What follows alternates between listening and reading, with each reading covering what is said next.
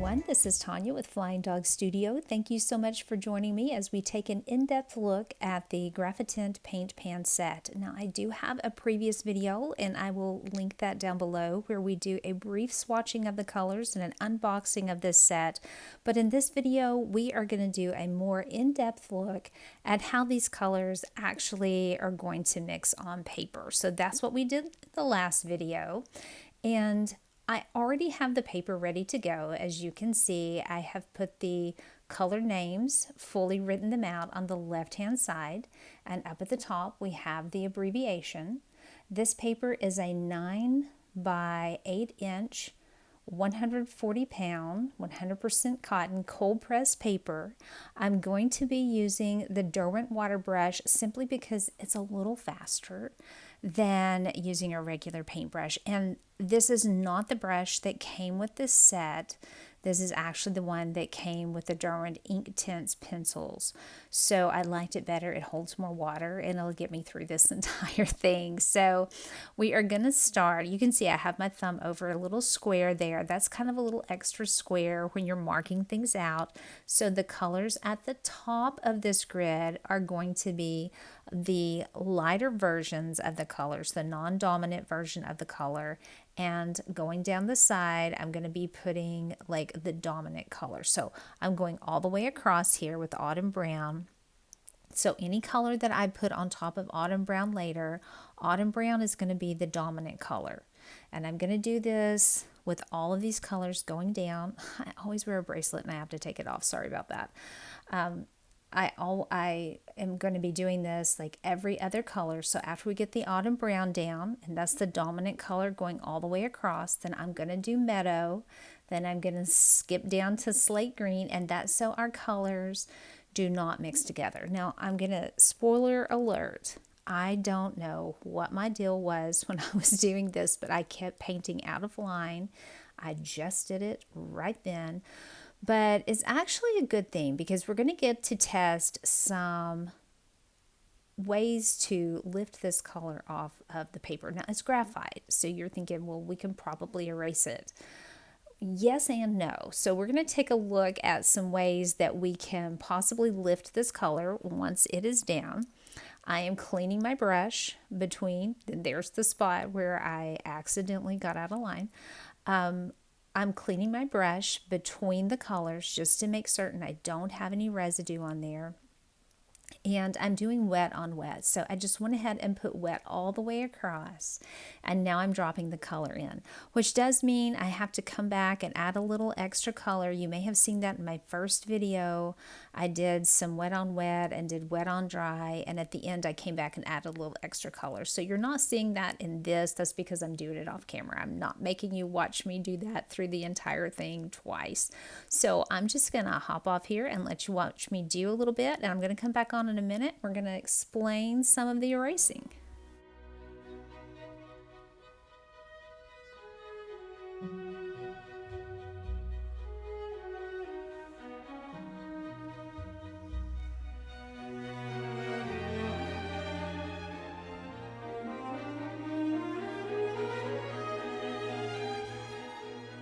All right, we are working on our last color for this pass, and we're working on port here. And once we get port finished, we're going to try to erase some things. Now I tested it with my finger. It was dry to the touch, but it's not completely dry. I should have waited until it was completely dry, but I'm trying just my little soft eraser here. I call it a click eraser, and it doesn't do the job the way I want it to, but I thought, you know, I'm going to try the ones that are completely dry from the previous swatching from days before, and look at that. It erased very well. So, number one, it will erase, but you need to wait until it's completely dry. I zoomed in because I wanted you to notice the granulation. Look at that granulation. Sorry for reaching.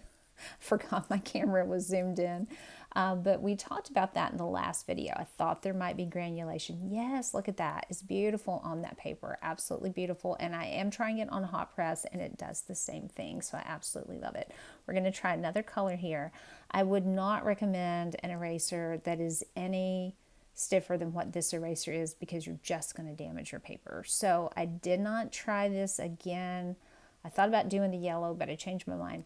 I decided I would try a little something different. So I got my scrubber brush out. Since I don't have any water, I just squirted some water from my brush, and it worked extremely well. So if it's still damp, you can take a little scrubber brush, put some water on it, just a little bit of water, and go right in there and go back and forth. But again, anytime that you're erasing on any paper, but especially watercolor, and when you're using paper and you're involving water in the erasing, you're going to need to be careful, because you can compromise the integrity of your paper. So do be careful with that, but it does work. Now we're going to skip russet, and I went down to green gray because that area is wet up there, so I want to let that dry since I tried to do a little erasing. I told you I do this all the way through. I don't know why I painted out of line. I guess I was really excited about doing these colors, but again, painted on the yellow. But we'll be okay. It's just kind of a practice sheet. It'll be okay. So we're going to go ahead, and I'm going to swatch these colors, and I'll come back on in a little bit, and we'll talk a little bit more about what we've discovered with them.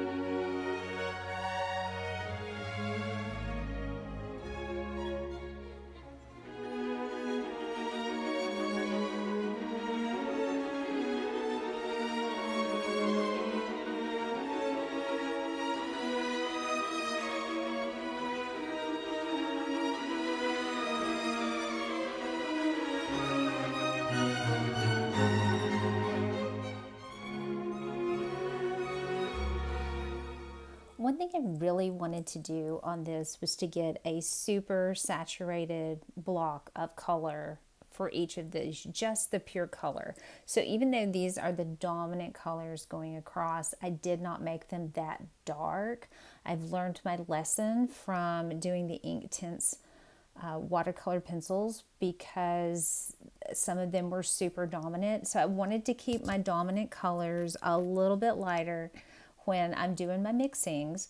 So, but I did want to see what these look like super duper saturated. So that's what we're seeing right here. I'm coming back on each one, adding some more colors in. And again, I am layering right on top, and that's how we're going to be mixing our colors. I'm not going to do it the typical like you would watercolor, where I would mix it over to the side and then, you know, put it all down in each little block. We're not going to do that here.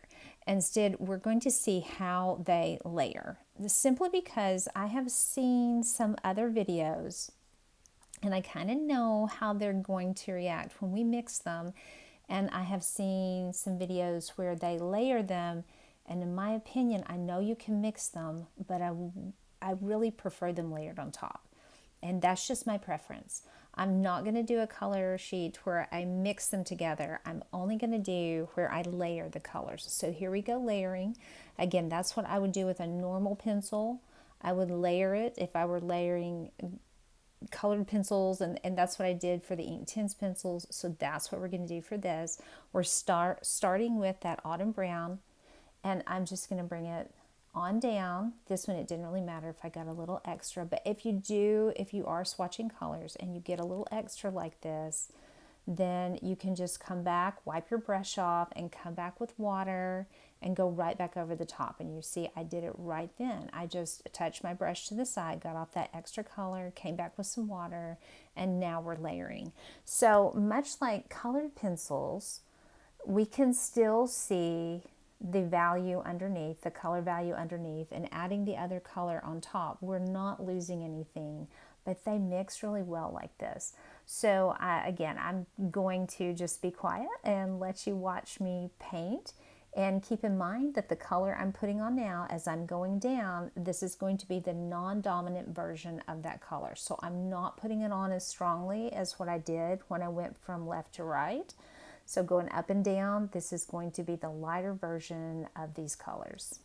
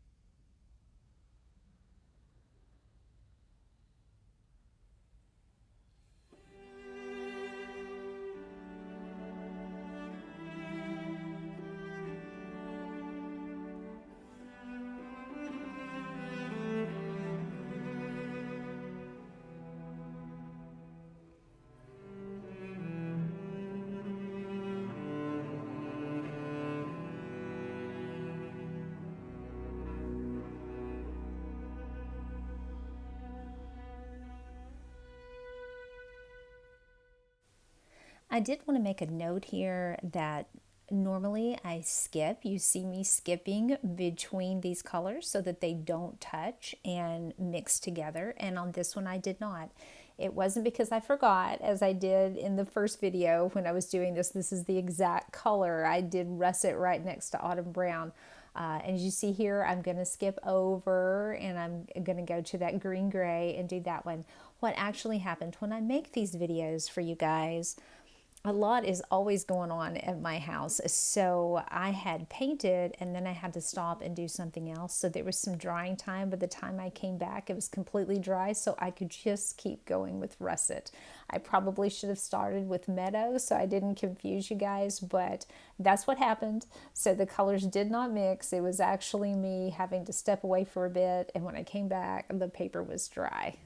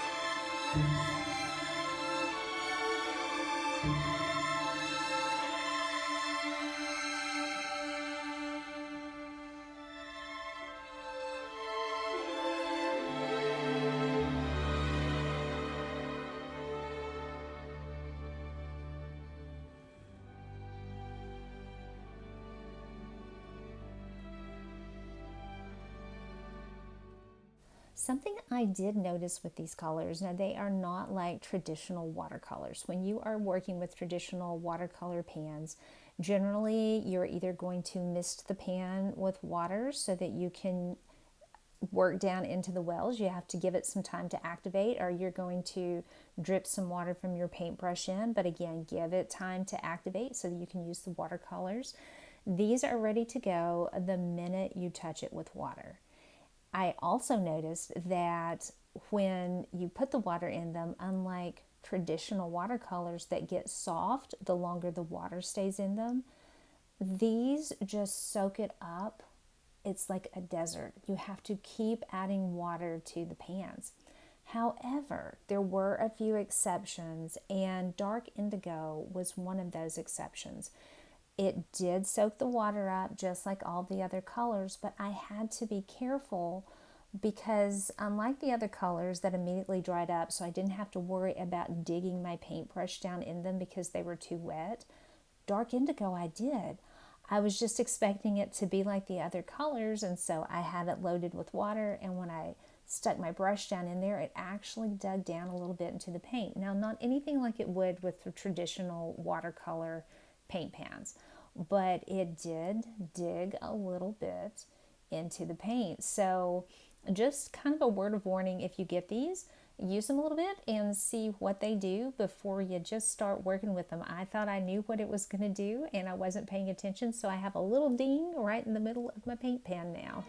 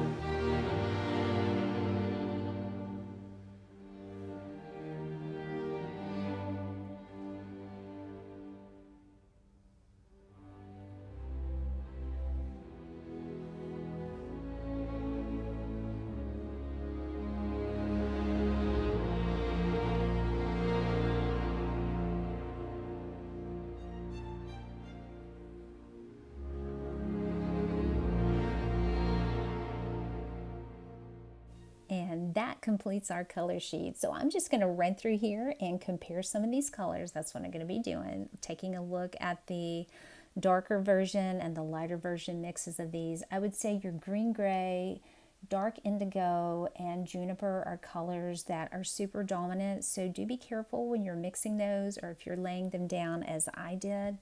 One thing that we're going to zoom in here in a minute and you will see, if you take a look at Meadow, Meadow is a lighter color, and when you put the darker colors on top, the darker color is what granulates on those lighter colors. So absolutely loved working with these. I highly recommend them.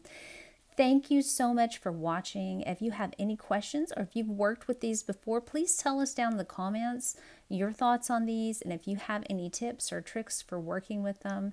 But thanks so much for watching. I appreciate your being here, and I will see you in the next one.